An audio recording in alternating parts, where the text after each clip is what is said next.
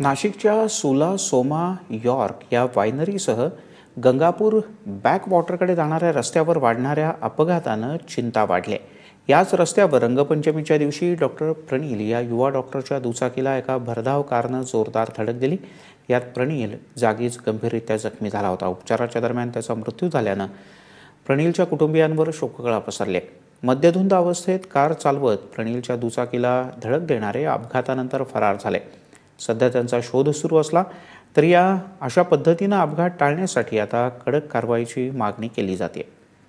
गाडी चालवणारे मध्ये काही मुलं आणि मुली दोघंही होते गाडीमध्ये आणि ते पूर्ण मद्यधुंद अवस्थेत होते.